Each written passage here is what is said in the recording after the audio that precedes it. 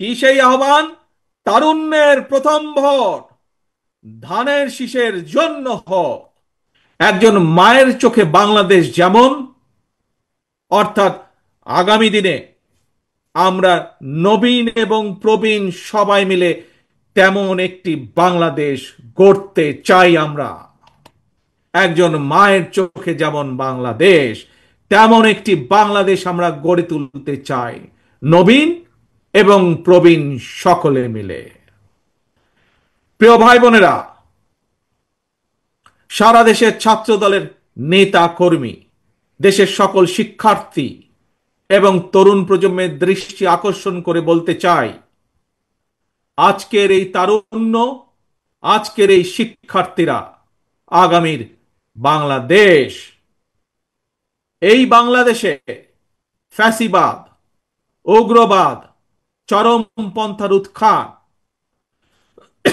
কিংবা পুনর্বাসন, চরমপন্থার উত্থান কিংবা পুনর্বাসন ঠেকাতে শিক্ষার্থীদেরকে অবশ্যই সচেতন থাকতে হবে, সচেতন ভূমিকা পালন করতে হবে, যার আহ্বান এরই ভেতরে আজকের এই সমাবেশের সভাপতি সকলকে দিয়ে গিয়েছে।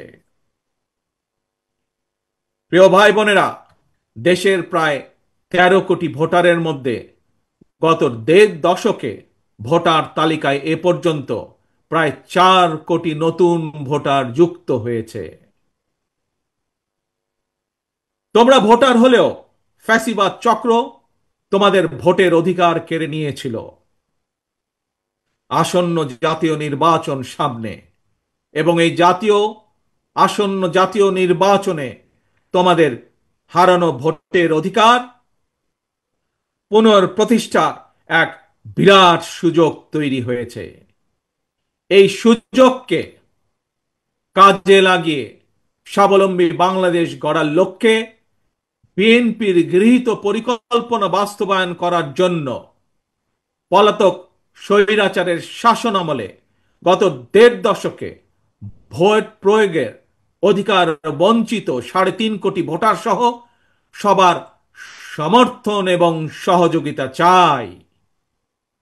আজকের এই সমাবেশে উপস্থিত ছাত্র দলের নেতা কর্মী এবং প্রিয় শিক্ষার্থী ভাই বোনদের মাধ্যমে সারা দেশের সকল শিক্ষার্থী এবং তরুণ প্রজন্মের কাছে আজ আমার একটি আহ্বান থাকবে।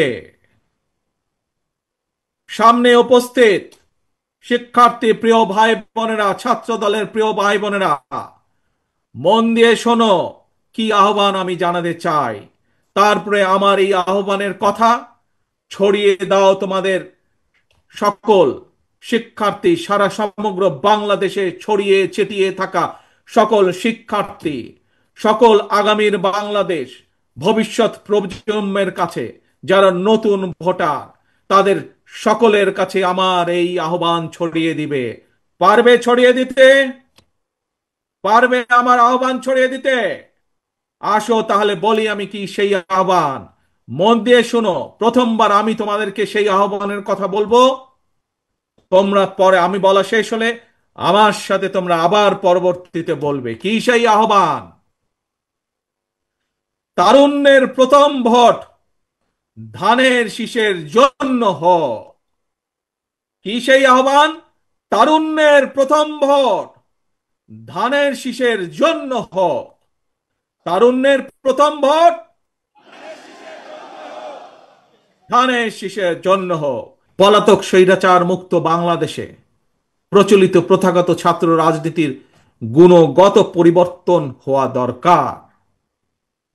জাতীয় রাজনীতি সম্পর্কে সচেতন থাকার পাশাপাশি প্রতিটি ক্যাম্পাসের সমস্যা সম্ভাবনা নিয়ে শিক্ষার্থী এবং ছাত্র সংগঠনগুলোকে সোচ্চার থাকা জরুরি।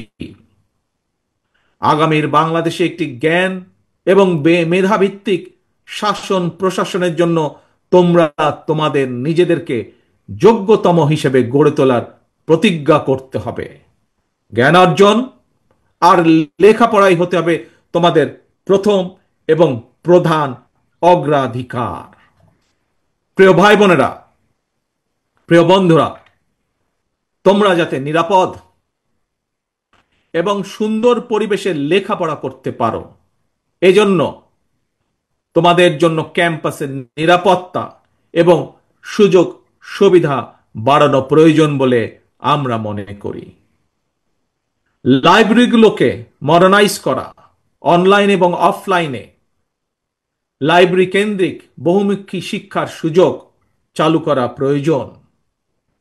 আমি বিশ্বাস করি শিক্ষার্থী এবং শিক্ষা ব্যবস্থার উন্নয়নে যেই অর্থ রাষ্ট্র বরাদ্দ করে, যেই অর্থ রাষ্ট্র খরচ করে, সেটি কোনো ব্যয় নয়, বরং শিক্ষার্থী এবং শিক্ষা ব্যবস্থার উন্নয়নে যেই অর্থ ব্যয় করা হয় সেটিকে আমি বিনিয়োগ হিসাবে দেখি, রাষ্ট্রের বিনিয়োগ হিসাবে দেখি, ভবিষ্যৎ নির্মাণের বিনিয়োগ হিসাবে আমি এটিকে দেখি।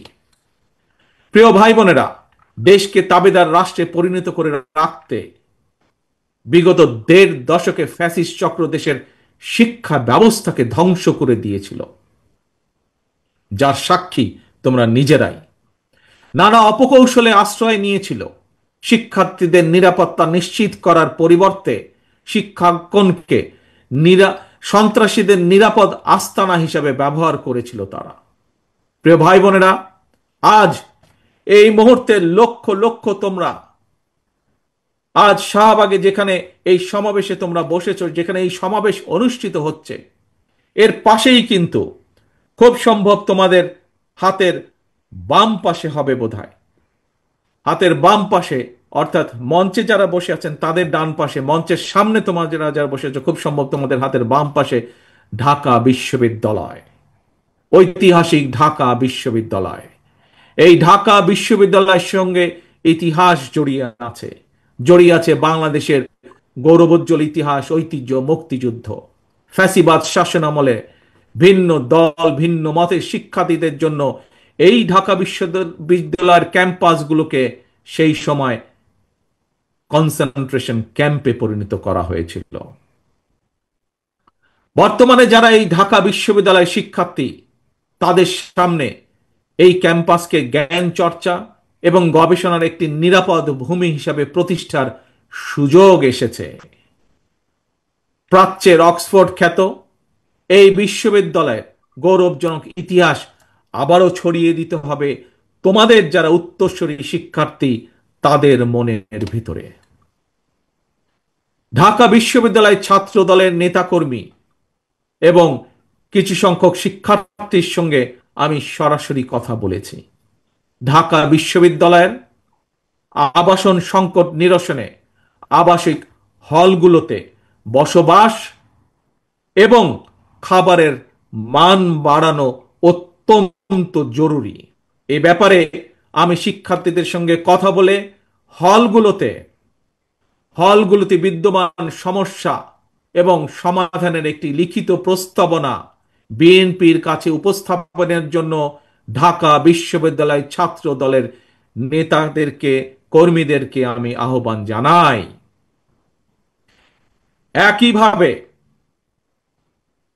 একইভাবে দেশের অন্য বিশ্ববিদ্যালয়গুলোর শিক্ষক শিক্ষার্থীদের সঙ্গে কথা বলে সেই সব বিশ্ববিদ্যালয় সমস্যা এবং সম্ভাবনা নিয়ে সুপারিশ সহ রিপোর্ট তৈরি করার জন্য ইতিমধ্যেই বিএনপির পক্ষ থেকে ছাত্র দলের সংশ্লিষ্ট নেতৃত্বকে নির্দেশনা দেওয়া হয়েছে।